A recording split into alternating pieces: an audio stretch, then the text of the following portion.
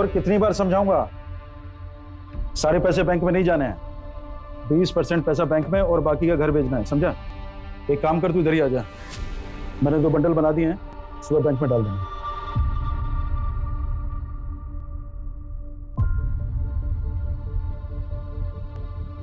Sir, खाने का कुछ ऑर्डर है आपका? क्योंकि 5 मिनट में किचन क्लोज हो रहा है। मैं किसी का वेट कर रहा था। ड्रिंक्स तो मिलेगा ना? हाँ सर, वो मिलेगा। अच्छा, तुम्हारी बेटी की किडनी का ऑपरेशन होना था, क्या हुआ उसका? अभी नहीं हुआ सर, थोड़ा सा पैसे कम पड़ रहे हैं। कितने कम पड़ रहे?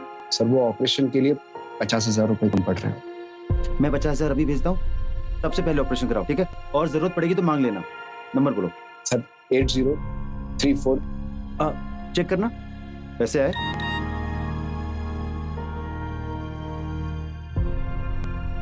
Thank you sir. अरे बस बस बस, ठीक है, चलो।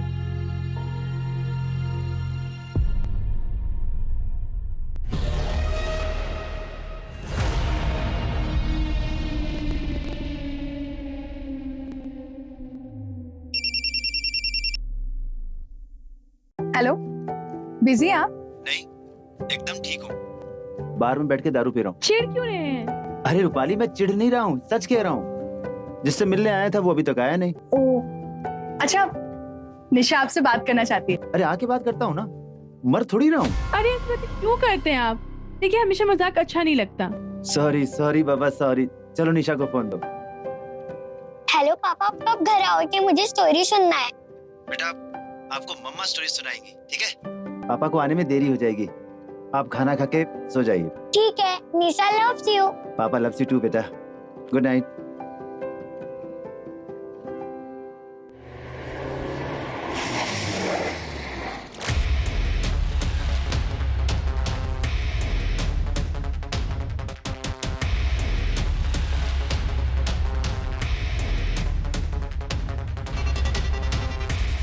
चले आवाज नहीं क्या रे? तेरे को समझाया तो तेरे को समझ में नहीं आया? पहचाना मेरे को? शेखर नागरे। फोन किया तो समझ में नहीं आया ना? हाँ? पैसे की थैली निकाल, पैसे की थैली निकाल, चल थैली निकाल, जल्दी जल्दी जल्दी। दूसरी थैली भी निकाल, दूसरी थैली भी निकाल, जल्दी निकल।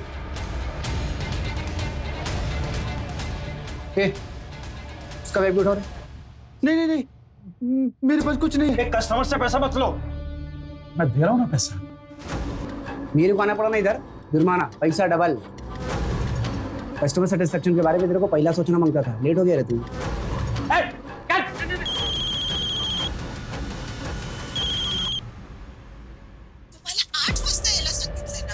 साढ़े 11 बज गए हैं, अब अभी तक नहीं आए, कहाँ रह गए? डॉक्टर ने बोला है ना, वक्त पे दवाई खाने के लिए, आप जल्दी आइए। बोल क्यों नहीं रहे? मैं आ रहा हूँ।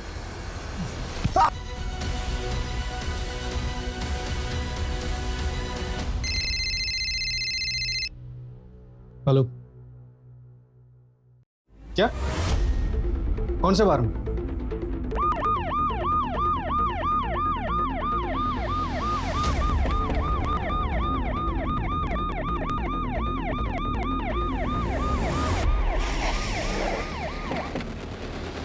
सर, मैंने फोन किया था।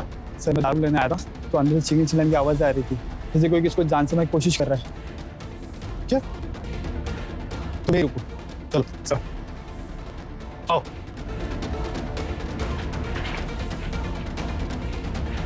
चाकू नीचे फेंको, चाकू नीचे फेंको।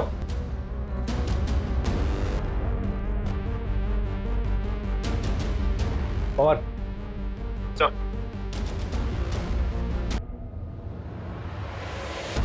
क्या नाम है आपका? कहाँ रहते हो? अरे क्या नाम है? बैठो, बैठ जाओ।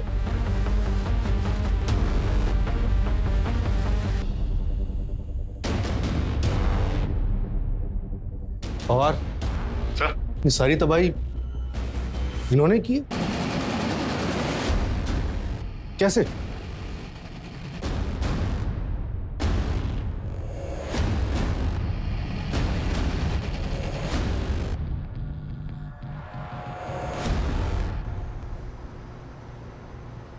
ओहो, फोन में बैटरी नहीं है।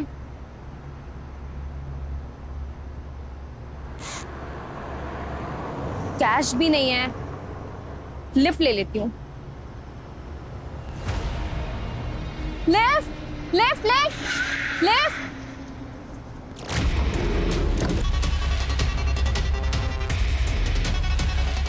नहीं नहीं, कौन हो आप लोग? कौन हो आप लोग?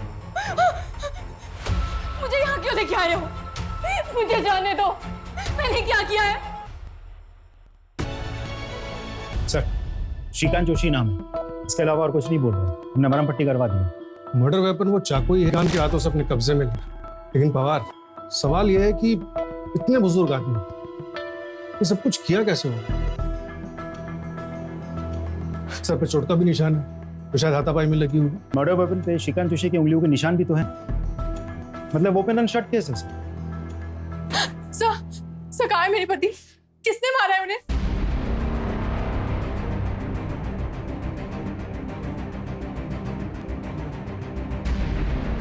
क्या आप बता सकते हैं कि आपके पति उस बार में इतने पैसों के साथ क्या कर रहे थे? सर, वो किसी से बिजनेस इन्वेस्टमेंट के लिए मीटिंग करने गए थे, पर किसने मारा है उन्हें? और आप लोग पकड़ क्यों नहीं रहे उन्हें? देखिए, फिलहाल हमारी कस्टडी में एक सस्पेक्ट है, लेकिन इन्वेस्टिगेशन के बाद ही हम बता सकते हैं कि वो इस सब में शामिल है या नहीं। थोड़े बुजुर्ग हैं, लेकिन उनके हाथ में मर्डर वेपन था।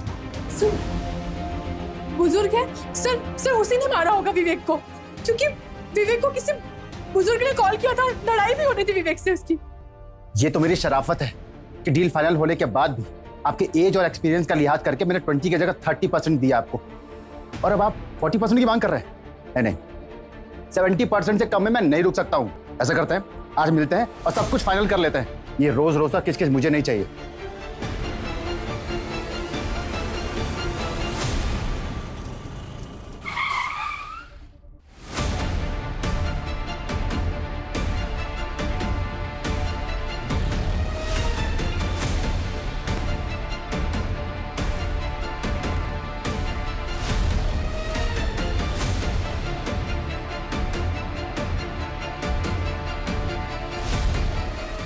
सर, फिलहाल सर्कमस्टेंशियल एविडेंस तो श्रीकांत जोशी के खिलाफ है।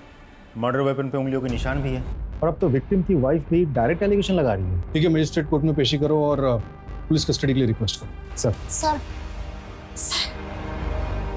साहब, मेरे पति श्रीकांत उन्हें यहाँ क्यों लाए हैं?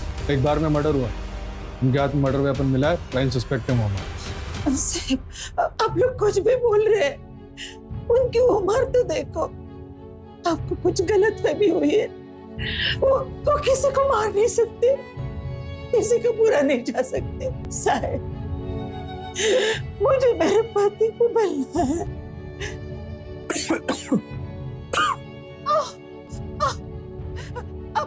अब ठीक तो है।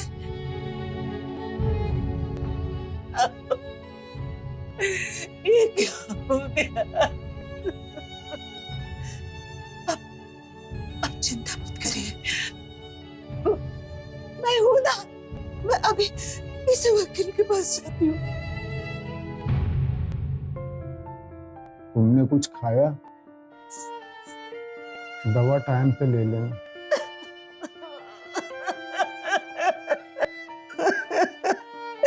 ये क्या हो गया? क्या हुआ था कल रात? किसने किया ये सब? श्रीकांत जोशी ने? कौन श्रीकांत जोशी? ये सब तो उसने किया है, वो शेखर, गैंगस्टर शेखर नागरे। 3 दिन पहले धमकी भरा फोन किया था उसने। बहुत नसीब वाला है रे तू। तेरी बाइक को अभी भी एकदम पटाखा लगती है। और वो तेरी छोकरी इधर एफसी रोड में पड़ती है ना, एकदम फुलझड़ी लगती है। देखो, मेरी फैमिली को बीच में मत लाओ। साफ साफ बोलो क्या चाहिए। बहुत समझदार है तू, सीधा मुद्दे पे आया। रोकड़ा चाहिए मेरे को। मेरे को रोकड़ा दे, तेरी फुलझड़ी और तेरी पटाखा दोनों सेफ रहेंगे। मेरा प्रोटेक्शन मिलेगा दोनों को। कितना? 2 बेटी। 2 पेटी? अबे एड़े, 2 बेटी मतलब तुम 3 लोग हैं ना, तो 2 2 2 6 हुआ। अबे लोड मत ले तू, राउंड फिगर 5 कर दे चल। क्या रे रमन, तेरे को लगा खोखली धमकी दे रहे मैं तेरे को? चल दोनों थैली निकाल पैसे की। ऐसा क्या कर रहा है? 20 पेटी उठाने में तेरे बाइकों के कमर लग जाएंगी, मोच आएगा उसको। उसका बोझ हल्का करो पागल। निकल चल निकल।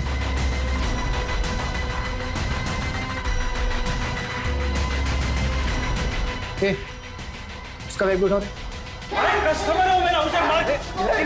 इधर भाग रहा है। मत भैया, उसे मत मारो भैया। मुझे बचा लो अंकल, मेरी बीवी है, मेरी बेटी है। मैं निकालता हूँ।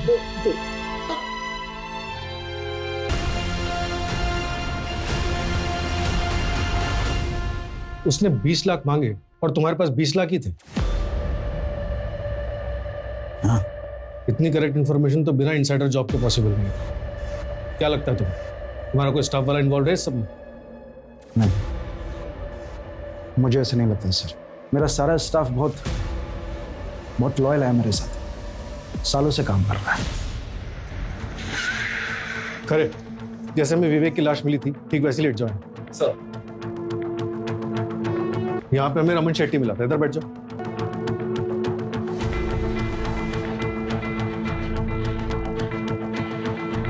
रमन शेट्टी का लाइन ऑफ विजन क्लियर नहीं है, वो नहीं देख पाया होगा क्या हुआ। सर मुझे तो लगता है ये सब कुछ श्रीकांत जोशी ने किया होगा, क्योंकि रमन शेट्टी इंजर्ड था, ठीक से समझ नहीं पाया होगा। चलो मान लिया रमन ठीक से समझ नहीं पाया, लेकिन पवार, श्रीकांत जोशी की उम्र देखो, उसकी हालत देखो, तुम्हें लगता है उसने किया होगा? जैसे आपको लग रहा है कि वो बूढ़े आदमी है, बुजुर्ग है, इस एज में इतना सब कुछ कैसे कर पाएंगे। एग्जैक्टली उसी थॉट प्रोसेस से रमन शेट्टी ने भी क्राइम सीन को जज किया होगा। और वैसे भी गैंगस्टर्स तो पहुंच गए थे, तो श्रीकांत जोशी को मदद मिल गई थी। एक मिनट, सीमा इधर, यहाँ वो बेटा रतुल मिला था, इधर बैठो। उसने देखा होगा क्या हुआ, उसे होश आया? अभी तक तो नहीं सर। ये 20 रैंडम नंबर्स है जिनसे शेट्टी को कॉल्स आते थे। एक और बात सर, बार के बाहर जो सीसीटीवी कैमरा है, उस कैमरे के फुटेज में ये गाड़ी कह रही है सर। ये गाड़ी तो मिल नहीं पाएगी, जाहिर सी बात है, नंबर फेक होगा। राइट सर, नंबर फेक है। तो फिर ये नंबर ट्रैक करो, पता करो कि गैंगस्टर कौन से नंबर से कॉल करते हैं। जी सर। और सर श्रीकांत जोशी का क्या करना है? रमन शेट्टी का कहना है कि गैंगस्टर्स आए थे, और विक्टिम की वाइफ का भी कहना सही है कि आखिर विवेक को ही जान से क्यों मारा, वो भी मल्टीपल स्टैप। रूपाली का कहना है कि विवेक का किसी बुजुर्ग आदमी के साथ झगड़ा हुआ, कहीं कुछ फिट नहीं बैठ रहा। खैर एफआईआर हुई है तो प्रोसीजर फॉलो करते हैं सब। शुरुआत करते हैं इन नंबर से और गाड़ी को ट्रैक करने से। और बवार, वो श्रीकांत जोशी को चाय वानी पूछते रहना सर। आप लोगों से गलती हुई है, माझा नवरा असं नाही करू शकत, वो इस हालत में है ही नहीं। देखिए प्रभा जी, हमने आपको कल भी समझाया था। सर, मैं उनकी मेडिकल फाइल लेके आई हूँ, वो मेंटली ठीक नहीं है, उनके ट्रीटमेंट शुरू है। सर, वो खुद दवाई पे जिंदा है तो दूसरे को कैसे मार सकते हैं? वो बहुत कमजोर है, खड़े खड़े गिर जाते हैं और हड्डियां टूट जाती है। वो एक चिट्ठी को नहीं मार सकते हैं, इंसान को कैसे मार सकते? देख लीजिए ना, उनकी फाइल देख लीजिए।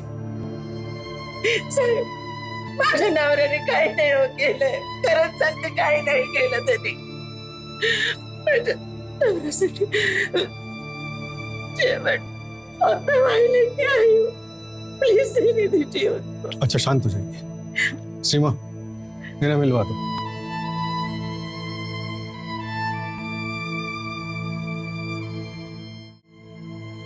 आप भी कहिए ना, आप भी कहिए।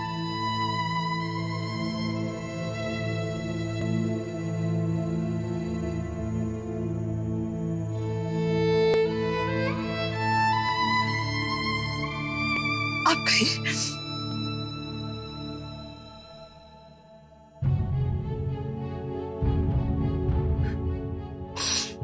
बाबा मैंने कुछ नहीं किया, मेरी किस्मत ही खराब थी कि मैं वहां गया। मत रोइए, अब मत रोइए, अब मत रोइए, मत रोइए। मैं जानती हूँ आपने कुछ नहीं किया। आपको दवाई भी तो लेनी है। कल रात को भी आपने दवाई नहीं खाई। ये लीजिए,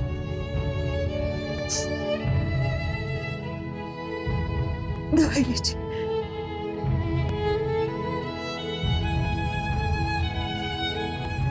जी ओके थैंक यू सर। वो जो वेटर अतुल है उसे होश आ गया है, डिस्चार्ज कर दिया गया है। रमन शेट्टी को अपने लोगों पे बहुत भरोसा है, लेकिन पैसों के लिए बेटा भी बाप का खून कर सकता है। सर किचन क्लोज हो चुका था, एक और वेटर था वो भी चला गया था। सर मैं अतुल का बैकग्राउंड निकालता हूँ। ये गैंगस्टर शेखर नागरे आखिर है कौन? पता नहीं सर, मैंने भी ये नाम पहले कभी नहीं सुना। न्यू एंट्री होगी। न्यू एंट्री है तो उसकी फास्ट एग्जिट कराते हैं, पता करो इसके बारे में। और एरिया के जितने भी हिस्ट्री शीटर और गैंगस्टर्स हैं सबको राउंड अप करो। Right sir. चल बता कैसे प्लान किया ये सब? पूरे स्टाफ में एक तू ही है जिसे सबसे ज्यादा पैसों की जरूरत थी। सर आप कैसी बात कर रहे हैं सर? ये बात सच है कि मुझे मेरी बेटी के ऑपरेशन के लिए पैसे की जरूरत थी। शेट्टी सर ने मेरी कुछ मदद कर दी थी। 50,000 की और जरूरत थी तो विवेक सर ने मेरे अकाउंट में उस रात डाल दिए थे। आप हो सके तो मेरे अकाउंट में चेक कर लीजिए सर, मैं सच बोल रहा हूँ सर। तो फिर एक सच और बता, क्या हुआ था उस रात? क्या वो बुजुर्ग आदमी श्रीकांत जोशी ने विवेक को चाकू मारा था? बुजुर्ग आदमी? हाँ सर, एक कस्टमर था सर। सर उसको तो खुद गैंगस्टर लोगों ने पीट दिया था। ये इंसाफ नहीं है सर श्रीकांत जोशी ही खूनी है। उसने 7 साल के बच्चे के निर्दोष बाप को मारा है और आप लोग उसकी उम्र का लिहाज कर रहे हैं। देखिए रूपाली जी, हम किसी को फांसी पर नहीं चढ़ा सकते, वो काम कोर्ट का। हमारा काम है कोर्ट को सबूत देना। सबूत?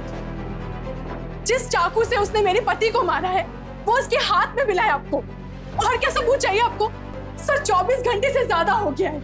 अगर आप लोग कुछ नहीं कर सकते ना तो उसे मुझे दे दीजिए, मैं इंसाफ कर दूंगी और फिर आप लोग मुझे अरेस्ट कर लीजिएगा। देखिए हम आपकी सिचुएशन समझ रहे हैं। नहीं सर, आप नहीं समझ रहे हैं। क्या आप जानती हैं आपके पति वहां बाहर में क्या करने गए थे? सर मैंने पहले भी बताया आपको, वो कई बिजनेस में इन्वेस्टर है और उस आदमी से किसी बिजनेस मीटिंग के लिए गए थे। कितना कैश लेकर गए थे? पवार, वो विवेक के पार्टनर के बारे में कोई अपडेट? सर कंफर्म तो कुछ पता नहीं चला, लेकिन कॉल डिटेल से एक नंबर मिला। मिक्की सिंह का है, दिल्ली से है। और हमारी इंफॉर्मेशन के मुताबिक इस मिक्की सिंह की एज है अराउंड 67 ईयर्स, और उन्हें बहुत अच्छे से पता था कि विवेक कैश लेके उनसे मिलने आ रहे हैं, वो भी पूरे 15 लाख, जैसे कि रूपाली ने बताया था। मतलब रमन शेट्टी के 20 और ये 15, यानी क्रिमिनल्स पूरे 35 लाख लेकर भागे क्राइम सीन से। लेकिन सर मुझे ये समझ में नहीं आ रहा है कि क्राइम हुआ क्यों। हमें टारगेट पे कौन था, रमन शेट्टी या विवेक? कुछ तो है जो हमारे सामने नहीं आ रहा। रमन शेट्टी और उसके आदमी ने बताया था कि श्रीकांत ने बचाने की कोशिश की थी, मारने की, क्योंकि भले ही 100 गुनहगार बच्चे हैं लेकिन एक बेगुनाह को सजा नहीं होनी चाहिए, और विवेक को भी इंसाफ करना चाहिए। I love you. I love you too. तो आज शाम मिले, तुम्हें देखे बिना कितने दिन हो गए। Okay. I will call. Be ready. I'm always ready. I love you. Love you too. Bye. Sir Shrikant Joshi को मैं अच्छी तरह से जानता हूँ, क्योंकि पिछले 1 साल से मैं ही उनका ट्रीटमेंट कर रहा हूँ। ये रही उनकी फाइल। श्रीकांत जी मेंटली और फिजिकली बहुत वीक है और डिप्रेशन में भी है। उनकी बोन्स बहुत वीक हो गई हैं, उनकी बॉडी में विटामिन की बहुत कमी है। कोई भी डॉक्टर उन्हें देखकर ये नहीं कह सकता कि इस कंडीशन का पेशेंट कोई क्राइम कर सकता है। अभी आपकी तसल्ली के लिए मैं उनका हेल्थ सर्टिफिकेट बना के दे सकता हूँ। रूपाली जी, हमें FIR चेंज करना पड़ा। हम गलत आदमी पे शक कर रहे थे। श्रीकांत जोशी के खिलाफ हमारे पास कोई सबूत नहीं, हमें उन्हें छोड़ना पड़ेगा। तो सर श्रीकांत ने नहीं मारा तो किसने मारा? फिलहाल हमारा शक गैंगस्टर शेखर नागरे पर है।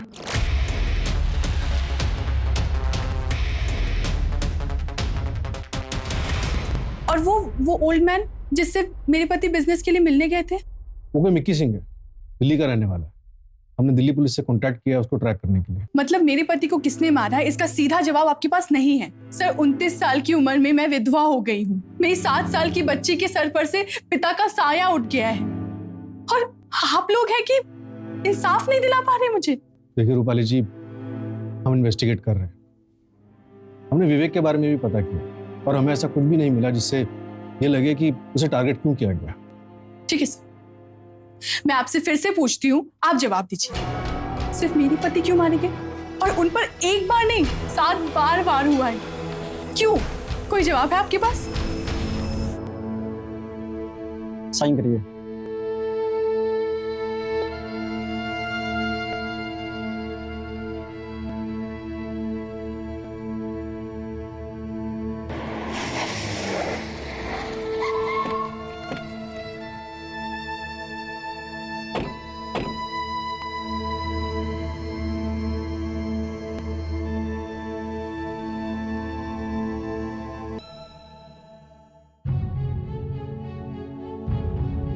मुझे बचा लो अंकल, मेरी बीवी है, मेरी बेटी है।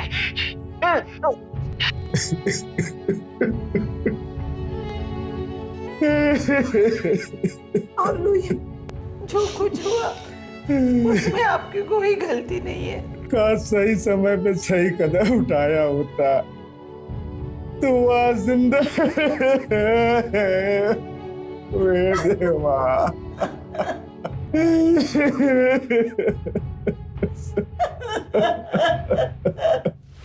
नमस्कार साहब। कौन बोल रहा है? बस क्या साहब, जिसको तुम ढूंढ रहे हो सामने से फोन किया तो पहचानते नहीं क्या? शेखर नागरे। हाँ, तो अभी एक मुद्दे की बात सुनो साहब। मेरा पीछा करना बंद कर दो, मैं तुम्हारे हाथ नहीं आने का। और अगर तुमको पकड़ना ही है ना तो शेट्टी के पीछे जाओ। 1 नंबर 2 नंबर बहुत पैसे उसके पास। और रहा सवाल उस विवेक का, तो उसके बारे में अफसोस करना बंद करो। कोई दूध का धुला नहीं था वो। क्या मतलब? साफ साफ बोल। साफ साफ तो बोल रहा हूँ साहब। चलो ठीक है, और साफ साफ बोलते मैं तुम्हारे को। क्या है ना, मेरा पीछा करना बंद कर दो। मैं तो वैसे भी देश के बाहर जा रहा हूँ। मैं तो देश के बाहर चला जाऊँगा, लेकिन तो अपनी फैमिली के बारे में सोच। वो तो इधर ही रहने वाले ना। ए शेखर, क्या जो कुछ भी नाम है तेरा, मरना है तेरे को? डर नहीं लगता? हाँ, तेरी फैमिली की तरफ आंख उठा के भी देखा ना तो उधर ही ठोक डालूंगा तुझे।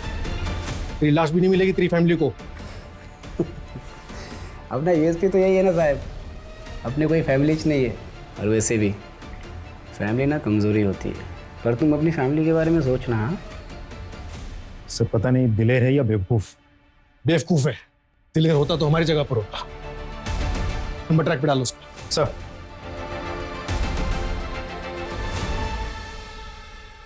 सर शेखर नागरे जो रमन शेट्टी को कॉल किया था वो दुबई से लिंक होके आया है। ट्रैक करना इम्पॉसिबल है। एम्बेसी का कांटेक्ट किया था, समय लगेगा, प्रोसेस बहुत लंबा है।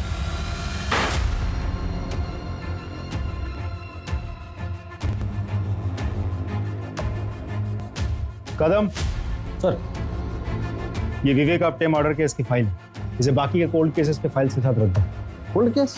हाँ, क्या कर सकते हैं जब तक गैंगस्टर शेखर नागरे पकड़ा नहीं जाता। Sir,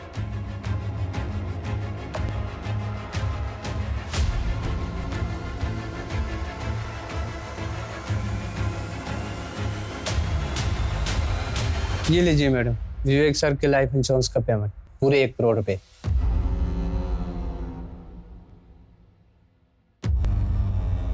thank you. वेलकम।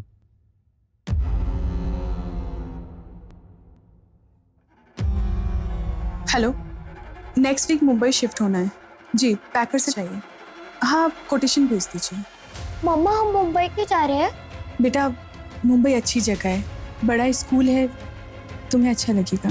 पर हम तो यहाँ पर पापा के साथ रहते थे ना, मुझे उनकी बहुत याद आएगी। मुझे भी याद आएगी।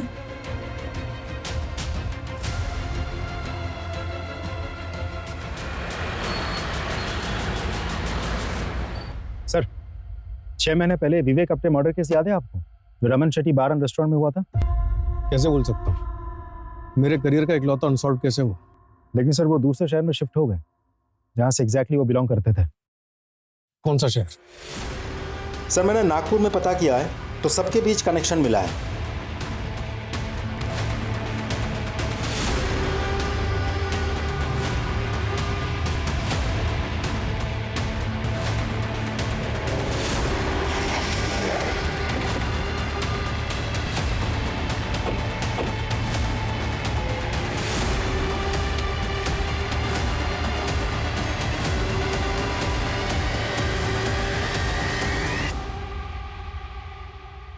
सर, इन लोग को वापस से नागपुर में देखकर बहुत खुशी हुई और ये लोग बहुत हिम्मत वाले हैं। इन लोग की जगह और कोई फैमिली होता और उनके साथ में ऐसा हादसा हुआ रहता ना, तो मुंह छुपा के भाग जाते। नागपुर में कभी नहीं आते वापस आप। हादसा?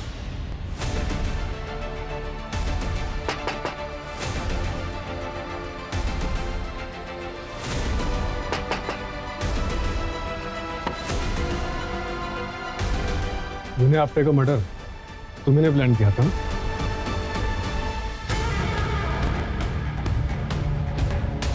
अटरे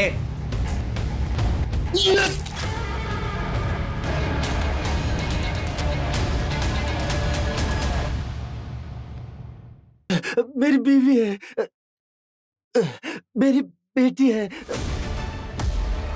बार का ओनर रमीन शेट्टी तुम्हारा पुराना दोस्त है, वो भी यही नागपुर का। बार का वेटर अतुल जोशी तुम्हारा भतीजा है। दोनों हमारी हिरासत में। विवेक को जो इंटरनेट कॉल किया गया था वो आपने किया था। ठीक है, आज रात में मिलते हैं सेट्टी बार में पैसों के साथ।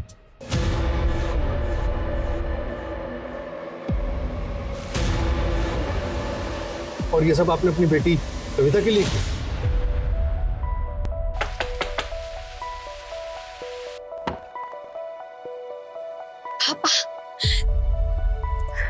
बेटा कहाँ थी अभी तक है? और ये सब क्या है? तो बेटा ये चोट कैसी लगी? ये कुछ नहीं है पापा, मैंने शादी कर ली पापा। अरे कब की और किससे की बेटा? मैं जल्दी आपको उनसे मिलवाऊंगी पापा। माँ, कविता, कहाँ थी इतनी दिन? क्या कर रही थी? शादी कर ली तूने?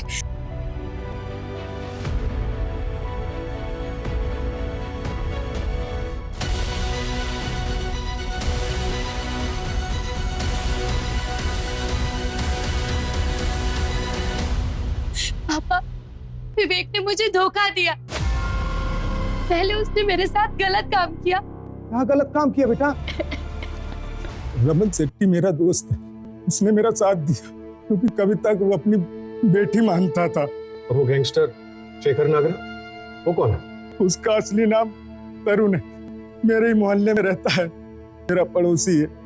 कविता उसको राखी बांधती थी। जब सभी लोगों को कविता के बारे में मालूम हुआ तो सबने हमारा साथ दिया। 2 महीने पहले मैं विवेक की बीवी से मिला और मैंने विवेक के बारे में सब कुछ सच बता दिया। साहब, विवेक को ढूंढने में और प्लान करने में पूरे 2 साल लगे। क्या मिला आपको ये सब कुछ करके? मैंने अपनी कविता को इन्हें हाथों से फूल जैसे पाला है साहब। कोई भी आएगा और हमारी बेटी से खेल के चला जाएगा। नहीं साहब, मुझे गिरफ्तार कर लीजिए साहब। प्रभा, हमारी बेटी कविता को इंसाफ मिल गया।